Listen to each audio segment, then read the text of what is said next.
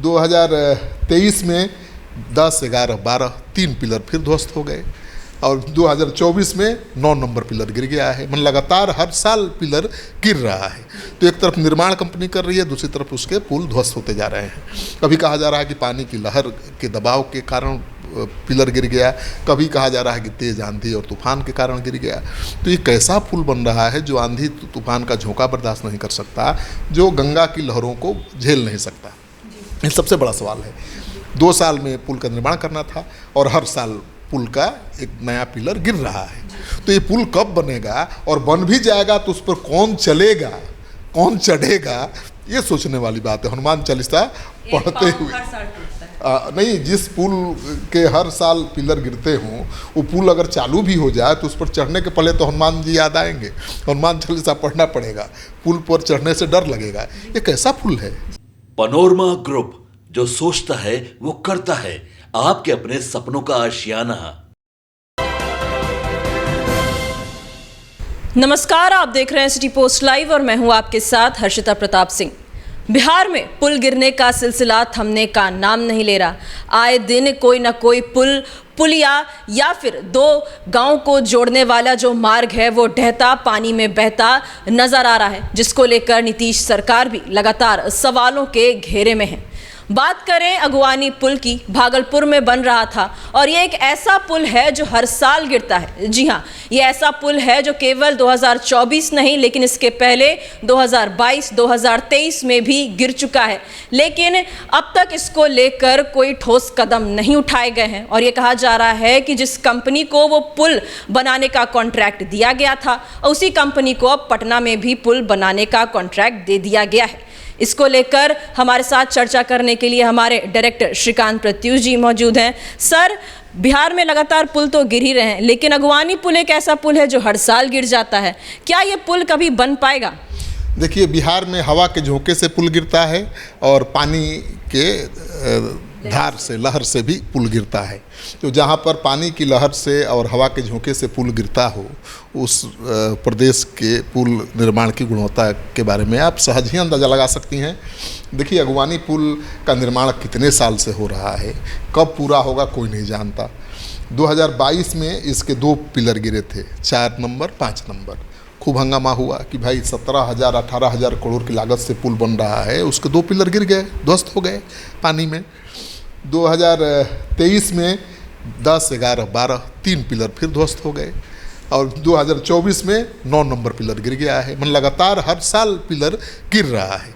तो एक तरफ निर्माण कंपनी कर रही है, दूसरी तरफ उसके पुल ध्वस्त होते जा रहे हैं। कभी कहा जा रहा है कि पानी की लहर के दबाव के कारण पिलर गिर गया, कभी कहा जा रहा है कि तेज़ आंधी और तूफान के कारण गिर गया।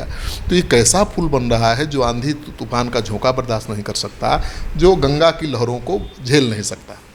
ये सबसे बड़ा सवाल है। तो ये पुल गिरा तो पटना हाई कोर्ट में एक याचिका भी दायर की गई और याचिकाकर्ता ने आरोप लगाया, जो याचिकाकर्ता था उसने कहा कि गुणवत्ता वाली सामग्री का इस्तेमाल पुल के निर्माण में नहीं हो रहा है, जिसके कारण पुल ध्वस्त हो रहा है।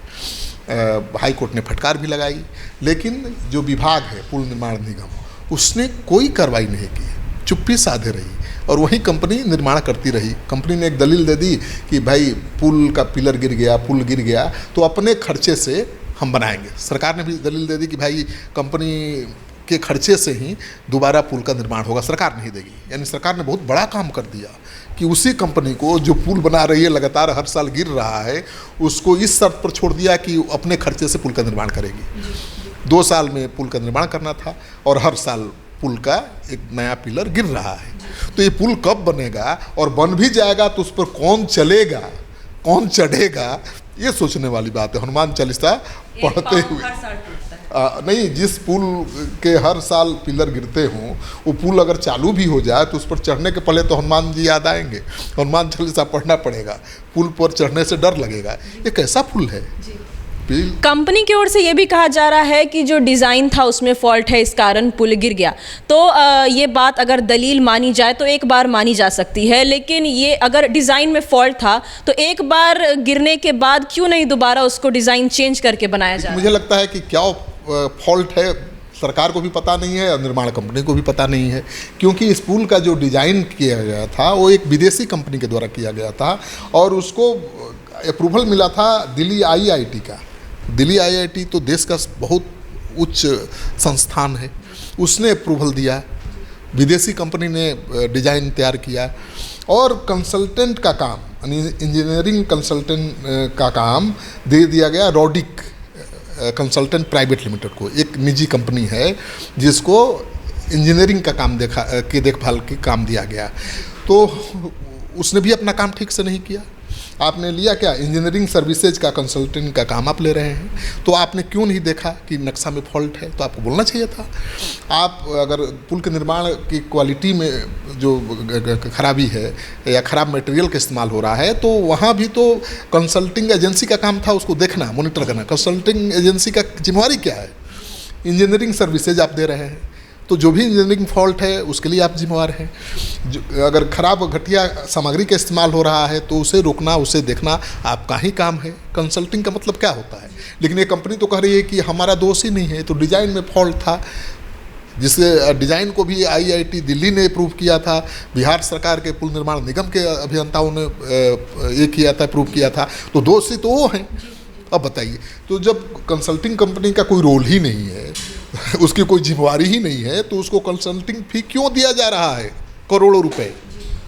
देखिए, ये कंपनी के बारे में जहाँ तक कहा जा रहा है, मैं कंफर्म नहीं हूँ कि ये कंपनी तो है 24 साल पुरानी, लेकिन इस कंपनी को ऊंचाई पर जाने का मौका मिला बिहार में ही बड़ा बड़ा काम मिला। किसकी मेहरबानी से इस कंपनी को, जिसे दूसरे राज्यों में बहुत बड़ा काम नहीं मिला, बिहार में इतना धड़ाधड़ काम मिल गया। ये कंपनी बिहार में कई सेक्टर में काम कर रही है, हेल्थ सेक्टर में काम कर रही है, पुल निर्माण में काम कर रही है, कंसल्टिंग का। और कोई खराबी आ जाए तो कहती है कि हमारी जिम्मेवारी तो है ही नहीं, क्योंकि विभाग ने अप्रूव किया था, विभाग ने ओके किया था, तब हमने काम शुरू किया था। तो कंसल्टेंट की ज़रूरत क्या है? हम क्यों सैकड़ों करोड़ देंगे कंसल्टिंग कंपनी को, जब कहा कि हमारी कोई जिम्मेवारी ही नहीं है? तो ये सवाल उठ रहा है कि क्यों अब तक कंसल्टिंग कंपनी रॉडिक के खिलाफ कोई कार्रवाई नहीं हुई? क्यों एसपी सिंगला कंपनी के खिलाफ, जो निर्माण एजेंसी है, उसके खिलाफ कार्रवाई क्यों नहीं हुई? कंपनी केवल कह देगी कि हम अपने खर्चे से बनाएंगे तो उसको छोड़ दिया जाएगा। और सबसे बड़ी बात यह है जो आपने कहा कि उसी कंपनी को जो कंपनी अगवानी पुल का इंजीनियरिंग सर्विसेज का कंसल्टेंट का काम कर रही है, जो कह रही है कि हमारी तो कोई जिम्मेवारी ही नहीं है, उसी कंपनी को पटना वाले पुल के नक्शा के डिज़ाइन का काम दे दिया गया। अब सोच लीजिए, उससे भी बड़ा काम। जो डिज़ाइन विदेशी कंपनी ने बनाया वो तो फेल हो गई, वो डिज़ाइन फेल हो गया, पुल लगातार गिर रहा है, सरकार भी करी, डिज़ाइन में फॉल्ट है। और अब डिज़ाइन का काम किसको दे दिया गया? उस कंपनी को जो कंसल्टेंट का भी काम ठीक से नहीं कर सकती है। वो भी अगवानी पुल की इंजीनियरिंग सर्विसेज की कंसल्टेंट है, उसको जिम्मेवारी लेने को तैयार नहीं है, उसके खिलाफ कोई कार्रवाई नहीं हुई, और उसको और बड़ा काम दे दिया गया पुल के डिजाइनिंग का। और उसी कंपनी को निर्माण का काम दिया गया है जिस कंपनी का पुल लगातार अगवानी में गिर रहा है, 22 में गिरा, 23 में गिरा, 24 में गिरा। तो सरकार कितनी मेहरबान है भाई कंपनी पर, क्यों उसको ही काम दिया जा रहा है? और रॉडिक एजेंसी का क्या जलवा है? क्यों जो कंपनी, जो कंसल्टिंग कंपनी है, कोई जिम्मेवारी लेने के लिए तैयार नहीं है और उसके खिलाफ कोई कार्रवाई नहीं हो रही है, उल्टे उसको इनाम में पुल के डिजाइनिंग का काम दे दिया गया। पटना में ये कंपनी दिल्ली बेस्ड है, पटना में इसका एक दफ्तर भी है, आप जाकर देख लीजिए, मामूली दफ्तर है, एक अपार्टमेंट में दफ्तर चल रहा है बेली रोड पर। और इंजीनियर, मैं गया था वहाँ कि कौन इंजीनियर है, कौन कॉम्पिटेंट अधिकारी है जो बताए पुल के बारे में, तो कोई कॉम्पिटेंट अधिकारी यहाँ रहता ही नहीं है, कोई इंजीनियर नहीं है जो बता सके कि पुल क्यों गिर रहा है। तो जो कंपनी कंसल्टेंट का काम कर रही है, वो भी इंजीनियरिंग सर्विसेज का, उसका कोई इंजीनियर ही नहीं है दफ्तर में, कोई अधिकारी नहीं है जो सफाई दे सके। उसका तो बस यही कहना है कि भाई हम जिम्मेवार नहीं हैं, जो डिज़ाइन बनाया था वो जिम्मेवार होगा, जो कंपनी निर्माण कर रही है वो जिम्मेवार है, और सबसे ज़्यादा जिम्मेवार बिहार सरकार का पुल निगम है जिसने अप्रूव किया। अब बताइए, तो जब बिहार सरकार का पुल निगम ही जिम्मेवार है सब के लिए, तो कंसल्टेंट क्यों बहाल कर रहा है? सवाल उठेगा ना। क्या क्या वजह है कि बिहार में खास करके जब से मानसून शुरू हुआ है 15 से 20 पुल और पुलिया गिर चुके हैं, और ये एक ऐसा पुल है जो हर साल गिरता है, फिर भी ना कंपनी पे ना कंसल्टेंसी पे कोई कार्रवाई की क्यों नहीं जा रही है? अब देखिए, मुझे तो लगता है कि अगवानी पुल क्यों गिर रहा है ये तो कारण का ही पता नहीं चल रहा है, और इसी वजह से निर्माण का कार्य चल रहा है और पुल का गिरने का सिलसिला जारी है। अब IIT दिल्ली ने डिज़ाइन बनाया था, ठीक है, उसको सबने अप्रूव कर दिया। डिज़ाइन बनाया था विदेशी कंपनी ने और दिल्ली IITI ने उसको अप्रूव किया था। बिहार पुल निगम के अभियंताओं ने उसको अप्रूव किया, तभी तो पुल बनने का काम शुरू हुआ। और इंजीनियरिंग कोई फॉल्ट ना हो, इंजीनियरिंग सर्विसेज का काम रोडिक कंसल्टेंट को दे दिया गया।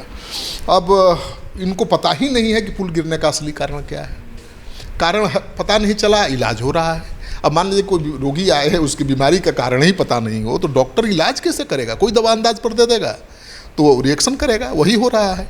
ये कारण, सही कारण पता नहीं है। अगर डिज़ाइन में फॉल्ट है तो अलग डिज़ाइन बनना चाहिए था।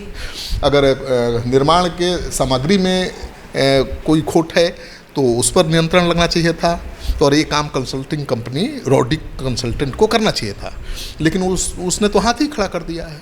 उसका कोई अधिकारी, कोई पदाधिकारी हमारे साथ बातचीत करने को तैयार नहीं है, अपना पक्ष रखने को तैयार नहीं है, क्योंकि वो जानता है कि गलती उसकी है, उसके खिलाफ कार्रवाई होनी चाहिए।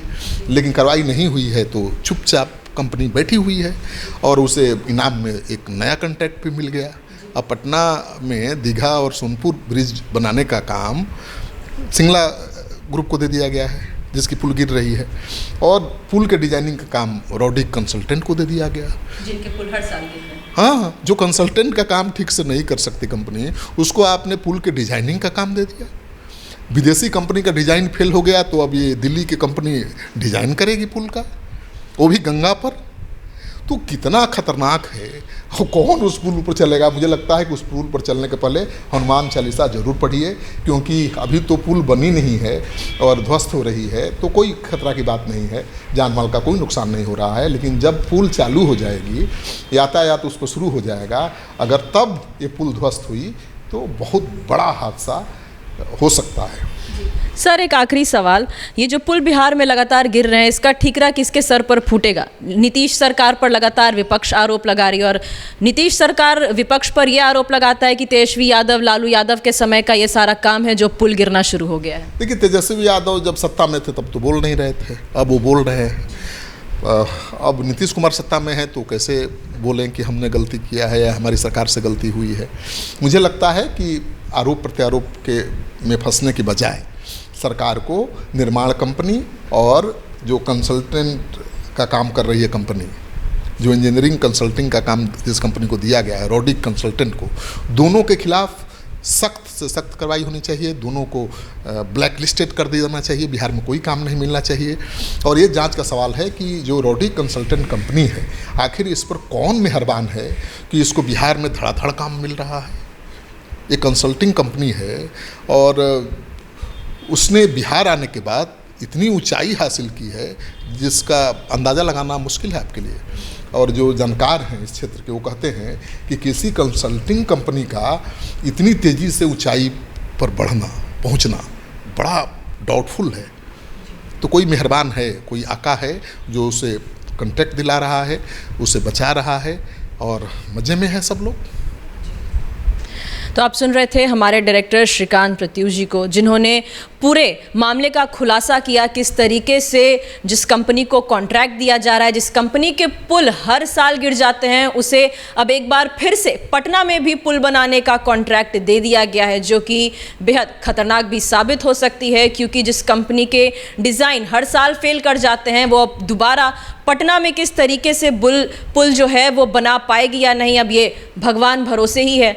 और इस पूरे मामले में क्या अगर कुछ कार्रवाई होती है, जो लोग जिम्मेदार हैं उन्हें कब तक इस बात की भरपाई करनी पड़ती है या फिर बचकर निकल जाते हैं, ये देखने वाली बात होगी। फिलहाल इस खबर में इतना ही। धन्यवाद।